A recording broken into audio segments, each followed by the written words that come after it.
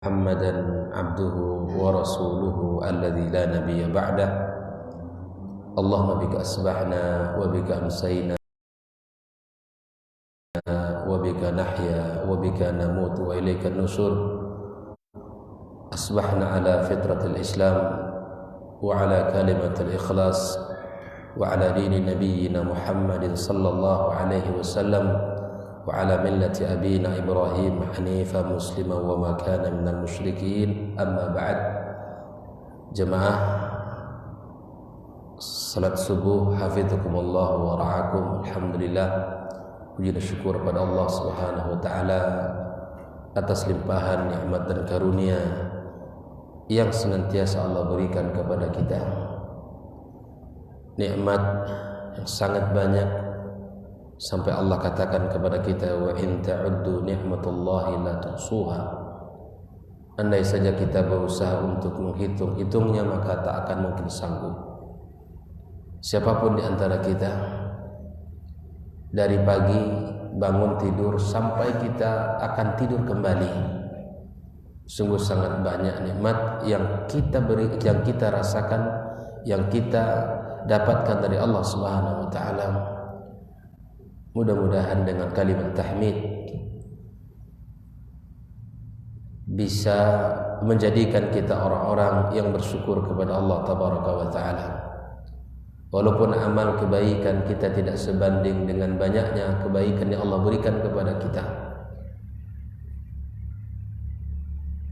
maka sekali lagi kaum muslimin, kaum muslimat, marilah kita senantiasa memuja dan memuji Allah Tabaraka wa taala. Salam dan salam untuk kekasih kita, Nabi kita yang mulia, panduan kita dalam kehidupan, Nabi Muhammad alaihi salatu wassalam, untuk keluarganya, anak dan keturunannya, para sahabat-sahabat yang mulia, dan seluruh kaum muslimin yang senantiasa berjuang bersamanya atau meniti jalan sunnahnya sampai hari kiamat kelak. Kembali kita di pagi yang penuh berkah ini melanjutkan salah satu dari pertanyaan-pertanyaan yang ditulis dari 200 pertanyaan dan tanya jawab tentang akidah. Pada pagi kemarin kita sudah bahas apa hukum orang yang mengatakan Al-Quran itu makhluk. Al-Quran itu bukan makhluk. Al-Quran itu adalah kalamullah tabaraka wa ta'ala, laisa bimakhlukin fayabid. Itulah kata Al-Muzani, bahwa Al-Quran itu firmannya Allah, kalamnya Allah, bukan makhluk yang hancur dan binasa. Dan perkataan Al-Quran makhluk itu terjadi pada masa Bani Abbasiyah yang dipelopori oleh Al-Ma'mun, yang disokong oleh beberapa kelompok seperti Mu'tazilah dan Al-Jahmiyah. Yang fitnah memang banyak, bukan hanya sekadar Al-Quran makhluk. Kalau hari ini kita berpikir apalah artinya seorang mengatakan Al-Quran makhluk, sangat berarti dan sangat berpengaruh dalam akidah kita. Karena Al-Quran adalah sifat atau kalamullah azza wa jalla. Oleh ikhwani kaum muslimin rahimakumullah, seperti kita bahas pada pagi kemarin, bahwa yang menulis adalah tangan, yang membaca adalah lisan, yang menghafal adalah jiwa kita, anggota tubuh kita yang ditempati pada dada kita, yang mendengar adalah telinga ketika dibacakan, yang melihat adalah mata kita. Semua itu tidak mengeluarkan firman Allah dari dia adalah sifatnya. Semua itu tidak menjadikan firman Allah itu makhluknya. Tinta, pena, kertas yang ditulis di atas kertas adalah makhluk, ghairu makhluk, wal maktub biha ghairu makhluk. Tinta, pena, kertas adalah makhluk, tapi yang tertulis di atas kertas bukanlah makhluk. Oleh itu kaum muslimin, Seperti kita bahas, Ar-Rahman 'allamal Qur'an khalaqal insan. 'Allamal Qur'an, yang mengajarkan Al-Qur'an itu ilmunya Allah. Khalaqal insan, yang menciptakan manusia. Maka kita lanjutkan sebuah pertanyaan pagi ini. Hal sifatul kalam dzatiyatun aw fi'liyah? Apakah sifat kalamnya Allah itu zat, bersifat zat, atau bersifat fi'il, perbuatan? Maka dijawab oleh Syekh, kalau kita tinjau dari sudut pandang sifat kalamnya Allah berupa sifat yang mana Allah memiliki sifat seperti itu, maka dia merupakan famin sifati zat. Kalau kita lihat sifat kalamnya Allah itu golongannya kemana? Adalah kepada sifat zat. Seperti apa sifat zat itu? Seperti ilmunya Allah, di mana Allah Azza wa Jalla, di mana Allah mengajarkan ilmu dan menurunkannya, dan dia lebih tahu. Itu golongan atau bagian daripada sifat zat Allah Tabaraka wa Ta'ala. Jika dilihat dari percakapan Allah, kehendak dan keinginan Allah, itu adalah sifat fi'liyah. Sifat fi'liyah. Dari segi percakapan Allah, kallamallah Musa, kemudian dan keinginan kehendaknya Allah, itu adalah sifat fi'il. Seperti mana Nabi katakan, idza aradallahu ayyuhiya bil amr takallama bil wahyi. Jika Allah ingin memberikan satu wahyu, maka Allah berbicara dengan wahyunya. Nah, keinginan itu, kehendak itu sifat fi'liyah, sifat fi'il. Adapun kalamnya Allah itu adalah sifat zatnya Allah Tabaraka wa Ta'ala. Oleh itu kaum muslimin, para as-salafus saleh menerangkan dalam bab ini tentang sifat kalamnya Allah itu innaha sifatu dzat wa fi'li ma'an. Ada yang mengatakan bahwa kalamnya Allah itu adalah sifat zat sekaligus sifat fi'il, perbuatannya Allah sekaligus. Allah Subhanahu wa ta'ala lam yazal wa la yazalu muttasifan bil kalam azalan wa abadan. Allah senantiasa ada bicara dari dulu, dan akan terus bicara selama-lamanya. Wa tukallimuhu bimasyiatihi wa iradatihi. Fa yatakallam idza syaa mata syaa wa kaifa syaa bi kalamin yasma'uhu man yasha. Dia senantiasa ada bicara seperti apa dan bagaimana yang ucapan Allah didengarkan oleh siapa yang dikehendaki Allah Subhanahu wa taala.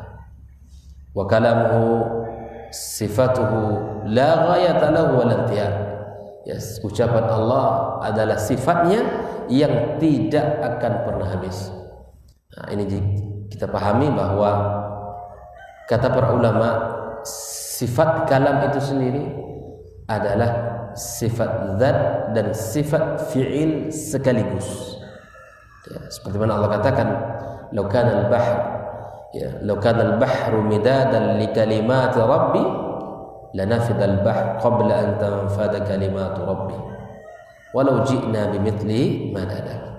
Andai air lautan itu dijadikan tinta untuk menulis apa yang ada, maka kemudian dia akan habis sebelum semua selesai ditulis. Bayangkan betapa banyaknya nikmat-nikmat Allah Subhanahu wa taala. Walau ji'na bimithlihi madada, jika kami tambahkan pun tak akan sanggup juga. Allah juga katakan, walau annama fil ardi min syajaratin aklam wal bahru yamudduhu min ba'dihi sab'atu abhur ma nafidat kalimatullah. Andai saja pohon-pohon yang ada di dunia ini kita jadikan sebagai pena untuk menulis, dan air lautan ditambah dengan 7 kali lipat, maka tak akan selesai semua itu ditulis. Itulah besarnya nikmat Allah Subhanahu wa taala. Wa tammat kalimatu rabbika sidqan wa adlan la mubaddila li kalimatihi wa huwas samiul alim. Maka sempurnalah kalimat Rabbmu sebagai sidqan wa adlan, pembenaran dan keadilan, la mubaddila li kalimatihi wa huwas samiul alim. Inilah kalam Allah dan sifat Allah tabaraka wa taala, dan begitu banyak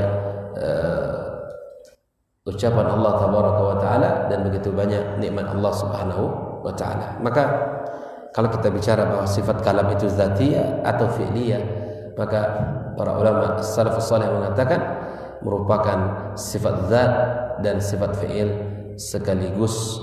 Dan inilah yang harus kita pahami kaum muslimin, bahwa kaitannya dengan pembahasan kita adalah bahwa Al-Quran bukanlah makhluk seperti mana yang diyakini oleh sebagian at-ta'ifah, sekte-sekte dalam akidah atau dalam agama kita, yang dengan keyakinan itu pula lah mengatakan seperti Imam Ahmad bahwa Al-Quran bukanlah makhluk, maka dia disiksa, disakiti. Dan betapa banyak para ulama yang meyakini Al-Quran bukan makhluk, mereka mendapatkan siksaan-siksaan. Alhamdulillah hari ini kita hidup di negeri kita, di masa kita, dengan mudah kita mengatakan Al-Quran bukanlah makhluk.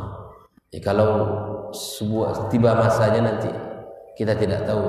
Semoga hari semakin hari kehidupan beragama kita semakin mudah dan semakin baik, dan pemahaman kita semakin benar terhadap agama Allah Subhanahu wa taala.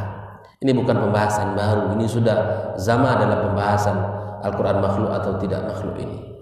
Oleh itu yang perlu kita yakini adalah pembahasan mana akidah kita yakin sesuai yang dipahami oleh para as-salafil ummah kita. Keyakinan kita terhadap Al-Quran benar-benar yakin, benar-benar sesuai dengan apa yang mereka yakini dan mereka pahami dari zaman dahulu as-salafus salih. Kaum muslimin rahimakumullah, inilah kajian singkat kita di hari yang penuh berkah ini, di hari Jumat, di hari yang disebut dengan Sayyidul Ayyam. Mudah-mudahan Allah senantiasa limpahkan karunia-Nya kepada kita, dan Allah tolong kita di dalam melakukan amal kebaikan, serta lisan kita mudah mengucapkan salawat dan salam untuk Nabi kita alaihi salatu wassalam. Karena kata Rasulullah, barang siapa yang bersalat kepada aku 1 kali, maka Allah akan bersalat kepada sebanyak 10 kali. Maka sama saja ketika orang mengucapkan salawat dan salam, dia telah memohon dan meminta kepada Allah, ya Allahumma firli warhamni, ya semoga Allah merahmatiku dan mengampuni dosa-dosaku. Perbanyaklah salat kepadanya, semoga Allah Subhanahu wa taala menjadikan itu bukti cinta kita kepada baginda kita alaihi salatu wassalam. Wallahu taala a'lam. Subhanakallahumma bihamdik, asyhadu an la ilaha illa anta astaghfiruka wa atubu ilaik. Wassalamu alaikum warahmatullahi wabarakatuh.